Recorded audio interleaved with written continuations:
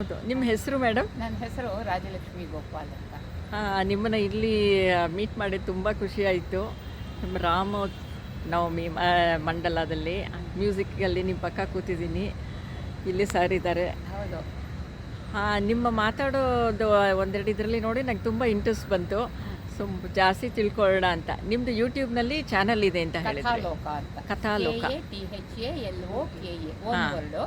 ಅದಲ್ಲದೆ ARCHIVE archive.org ಅದರಲ್ಲಿ ಹೋದರೂ ಕೂಡ ನನ್ನ ಪುಸ್ತಕಗಳ PDF ಎಲ್ಲ ಸಿಗುತ್ತೆ ನಿಮಗೆ. ಹಾಗೆ ನೀವು ಅದರಲ್ಲೇ ಹುಡುಕೋದಾಗಲೇ ಎಲ್ಲ 43 ಹೆಡಿಂಗ್ಸ್ನಲ್ಲಿ ಸಾಂಗ್ಸ್ ಸಿಗುತ್ತೆ. ನಾನೊಬ್ಳು ಗೈಡಾಗಿ ಕೆಲಸ ಮಾಡಿದ್ದೀನಿ, ದೊಡ್ಡ ವಿದ್ವಾಂಸರು ಅಂತಲ್ಲ. ಶ್ರೀಮತ್ ಸತ್ಯಾತ್ಮತೀರ್ಥಕೃತಂ. ವಾಲಂಟ್ರಿ ತೊಗೊಂಡ್ರಿ ಎಲ್ಲಿಂದ? ನಾನು 47 ವರ್ಷಕ್ಕೆ ವಾಲಂಟ್ರಿ ತೊಗೊಂಡೆ. ನಾನು ಹಿಂದಿ ಲೆಕ್ಚರರ್ ಆಗಿ ಕೆಲಸ ಮಾಡಿದ್ದು Visvesvaraya junior college HAL airport ಮೇಲ್ ರೋಡ್ನಲ್ಲಿ.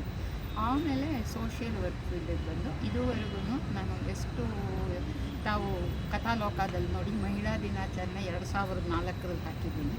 ನಮ್ಮಲ್ಲಿ ಬರೋರೆಲ್ಲ ಮಹಿಳೆಯರೆಲ್ಲರೂ ತುಂಬ ಇನ್ನೋಸೆಂಟ್ಸು, ಏನು ಹಿಂದಿನ ಹಿನ್ನೆಲೆ ಇಲ್ಲದೆ ಇರೋರು, ಅಂಥವ್ರಿಗೆಲ್ಲರಿಗೂ ಸ್ಟೇಜ್ ಕೊಟ್ಟು ನೀವು ಅದರಲ್ಲಿ ಸಮೂಹ ಗಾನದಲ್ಲಿ 108 ಜನರನ್ನ ನಿಲ್ಲಿಸಿ ಹಾಡಿಸಿದ್ದೀನಿ. ನಾನು ಅದರಲ್ಲಿ ನೀವು ನೋಡಿ ಆ ಚಾನಲ್. ಖಂಡಿತ.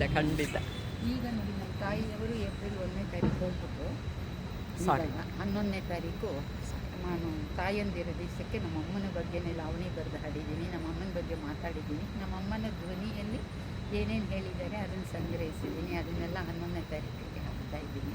ಈಗ ರಾಮಾಯಣ 3 ಮಾತ್ರ ಹಾಕಿದ್ದೀನಿ. ಇನ್ನು ಉಳಿದಿರೋ 4 ಇದೆಯಲ್ಲ, ಕಿಷ್ಕಿಂಧ ಕಾಂಡ ರೆಕಾರ್ಡಿಂಗ್, ಸುಂದರಕಾಂಡ, ಯುದ್ಧಕಾಂಡ ಆಗುವುದು ಇದೆ ಇನ್ನೂ ಕೆಲಸ. ಅದು ಮುಗಿಸಿದ ಮೇಲೆ ಜುಲೈ ಆದಮೇಲೆ ಆಗಸ್ಟ್ನಲ್ಲಿ ಅಷ್ಟರೊಳಗೆ ಮುಗಿಸ್ಬಿಡ್ತಾರೆ. So nice meeting you. Thank you. So ತಾವು ಬುಕ್ಕು ಬರಿತೀರಿ, ಹೌದು. ಸೋಷಲ್ ವರ್ಕ್ ಮಾಡ್ತೀರಿ, ಮತ್ತು ಸಾಂಗ್ಸ್ ಹಾಡ್ತೀರಿ. ಹೌದು. ಕಥಾಲೋಕದಲ್ಲಿ ಶಾರ್ಟ್ ಸ್ಟೋರೀಸಾ? ಕಥಾಲೋಕದಲ್ಲಿ 16 ಪ್ರಕಾರದ ಕಥೆಗಳಲ್ಲಿ 16 ಪ್ರಕಾರ ಅಂದ್ರೇನು? Friendship stories, psychological stories, memory recall stories. ಹಾಗೆ ಮಾಡುವಾಗ ಅದರಲ್ಲಿ 5 ರಿಂದ 10 ನಿಮಿಷದ ಕತೆ, ದಿನಕ್ಕೊಂದು ಕತೆ, ವಿಕ್ರಮಾದಿತ್ಯ ಇದಿರ್ಬೋದು, ಪಂಚತಂತ್ರದ ಕಥೆಗಳು, ಹಾಗೆ ಎಲ್ಲ ತಗೊಂಡು ಅದರಲ್ಲಿ ಹೆಡ್ಡಿಂಗ್ ಇಲ್ಲದೆ ಇರೋದೆಲ್ಲ 5 ರಿಂದ 10 ನಿಮಿಷದೊಳಗೆ, 10 ರಿಂದ 20 ನಿಮಿಷದೊಳಗಿಂದು, ಹಾಗೆ 1 ರಿಂದ 1.5 ಗಂಟೆ ಕಾಲದ ಕಥೆಯನ್ನು ಹೇಳಿದ್ದೀನಿ. ಮುಖ್ಯವಾಗಿ ನಮ್ಮಲ್ಲಿ ಕಥಾ ಪರಿಚಯದಲ್ಲಿ ಸ್ತ್ರೀ ಪಾತ್ರಗಳು ಸ್ವಲ್ಪ ನಗಣ್ಯ ಆಗಿರಲಿ. ಈಗ ಕುಂತಿ ಅಂದರೆ ಕುಂತಿಯ ಬಗ್ಗೆ 1 ಗಂಟೆ ಮೇಲೆ ಮಾತಾಡಿರ್ತೀನಿ. ದ್ರೌಪದಿ ಅಂದರೆ ದ್ರೌಪದಿ ಬಗ್ಗೆ, ಹಾಗೆ ಎಲ್ಲನೂ ದ್ರೌಪದಿ ಜಯಂತಿ ಎಲ್ಲ ಆಚರಿಸ್ತಾರಲ್ಲ ಇವರಲ್ಲೆಲ್ಲ, ಈ ಕರಗಾಟ ಇದನ್ನೆಲ್ಲ ಅವ್ರಿಗೆ ಯಾರಿಗೂ ಹಿನ್ನೆಲೆಗಳೇ ಗೊತ್ತಿಲ್ಲ. ಕೆಂಪೇಗೌಡ ಜಯಂತಿ ಮಾಡ್ತಾರೆ, ಯಾರೂ 10 ನಿಮಿಷ ಮಾತಾಡಲ್ಲ. ನಾನು 42 ನಿಮಿಷ ನೀವು ರಾಷ್ಟ್ರಕ್ಕೆ ತಿಲಕಪ್ರಾಯರು ಹೆಡ್ಡಿಂಗ್ ಮೇಲೆ ಮಾತಾಡಿದ್ದೀನಿ. ಅದು ಮತ್ತೆ 65 ಜನರ ಮಹಾನುಭಾವರುಗಳ ಬಗ್ಗೆ ಮಾತಾಡಿದ್ದೀನಿ. 43 ನಿಮಿಷ ಏನೋ ಮಾತಾಡಿದ್ದೀನಿ ಕೆಂಪೇಗೌಡ. ನೀವು ತುಂಬ ಸಮಯ ಲೈಬ್ರರಿಯಲ್ಲೇ ಕಳೆದಿದ್ದೀರಿ ಅನಿಸುತ್ತೆ. ಹೌದು. ಹಬ್ಬಗಳ ಬಗ್ಗೆ ಒಂದು 5-6 ಹಬ್ಬಗಳ ಬಗ್ಗೆ, ದೀಪಾವಳಿ, ದಸರಾ, ರಾಖಿ, ಮತ್ತು ಮಹಾಶಿವರಾತ್ರಿ, ಮತ್ತು ಇನ್ಯಾವುದೋ ಒಂದು ಹೇಳಿದ್ದೀನಿ. 5-6 ಹಬ್ಬಗಳ ಬಗ್ಗೆ ಪರಿಚಯ. ಅದಕ್ಕೆ ಉತ್ಸವಗಳು ಅಂತ ಹೆಸರು ಕೊಟ್ಟಿದ್ದೀನಿ. ಆಶೀಶ್. ನಿಮ್ಮ ಹೆಸರು? ರಾಜಲಕ್ಷ್ಮಿ ಗೋಪಾಲ್ ಅಂತ. ವಾಸವಿ ಚರಿತ್ರೆ ಅಂತ ಒಂದು ವಾಸವಿ ದೇವಸ್ಥಾನದ ಕೇಳೋದು ಚಿಕ್ಕದ 40 ನಿಮಿಷದೊಳಗಾಗುವಂತೆ ಒಂದು ಪುಸ್ತಕ ಬರ್ತಿದ್ದೀನಿ ಅಂತ. ಅಲ್ಲಿ ಭಜನೆ ಹೇಳ್ಕೊಡ್ತಿದ್ದೆ. ಅದೊಂದು ವಾಸವಿ ಚರಿತ್ರೆ ಅಂತ. 98 ಅಮೇರಿಕಾಗೆ ಹೋಗಿದ್ದೆ. ಅಮರಲೋಕದಲ್ಲಿ ಅಧ್ಯಾತ್ಮಕ್ಕೆ ಒಂದು ಪ್ರವಾಸ ಕಥನ ಬರ್ತಿದ್ದೆ, ಮತ್ತು ಕವನ ಸಂಕಲನ, ಮತ್ತು ಈ ಮಾಸ ಸಂಭ್ರಮ ಅಂತ ವರ್ಷದಲ್ಲಿ 12 ತಿಂಗಳಲ್ಲಿ 75 ಹಬ್ಬಗಳ ಆಚರಣೆ ಇದೆ. ಅದಷ್ಟು ಆಚರಣೆಗೆ ಪೂರಕ ಸಾಹಿತ್ಯವನ್ನು ಹಾಕಿದ್ದೀನಿ. ಮತ್ತು ಸಾಂದರ್ಭಿಕ ಗೀತ ವೈವಿಧ್ಯ ಅಂತ ನಮ್ಮ ಸ್ಪೆಷಲಿಸ್ಟ್ ಅದರಲ್ಲಿ ಯಾವ ಸಂದರ್ಭದಲ್ಲಿ ಏನು ಹಾಡಬೇಕು ಅಂತ. ಈಗ ಮಾರ್ಚ್ 17ನೇ ತಾರೀಕು ಕಾಶಿಗೆ ಹೋಗಿದ್ದೆ. ಗಂಗೆಗೆ ಆರತಿ ಮಾಡ್ತಾಯಿದ್ರು, ರೆಡಿ ಮಾಡಿ ಅಲ್ಲಿ ಓಡಾಡ್ತಿದ್ರು.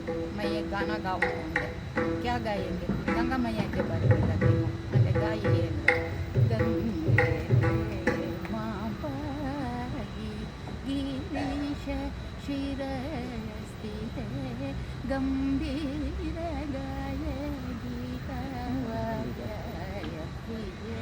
ಅದು ಒಂದು ಕೃತಿ ಒಂದೇ ಇರೋದು ದೀಕ್ಷಿತರದ ಗಂಗೆ ಬಗ್ಗೆ, ಯಾರು ಮಾಡಿಲ್ಲ.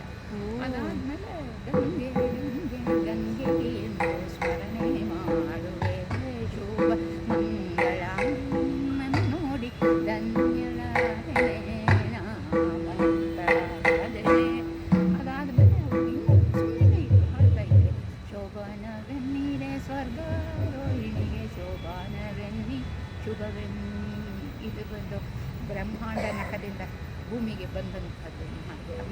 ವಿಜಯದಾಸರದು ತುಂಬ ಅಪರೂಪ, ವಿಜಯದಾಸರದು ಎಲ್ಲವನ್ನು ಅದನ್ನು ಹಾಡಿದಾಗ ನೆಕ್ಸ್ಟು ಯೂಟ್ಯೂಬ್ನಲ್ಲಿ ಮುಂದಿನ ತಿಂಗಳಿಗೆ, ಈ ಸಲ ತಾಯಂದಿರದಲ್ಲಿ ಹಾಕ್ತೀನಿ, ಅದಕ್ಕೆ ಮುಂದಿನ ತಿಂಗಳಲ್ಲಿ ಕಾಶಿ ಗಂಗಾ ಯಾತ್ರೆ ಅಂತ, ಗಂಗಾ ಆರತಿ ಖಂಡಿತ ನೋಡ್ತೀವಿ ಮೇಡಮ್. ಆವಾಗ ನೋಡಿ ನೀವು ಸಬ್ಸ್ಕ್ರೈಬ್ ಆಗಿಬಿಟ್ರೆ ಅಂತ ನಿಮಗೆ ಮಾಡಿದ್ದೀನಿ, ಸಬ್ಸ್ಕ್ರೈಬ್ ಮಾಡಿಕೊಂಡೆ.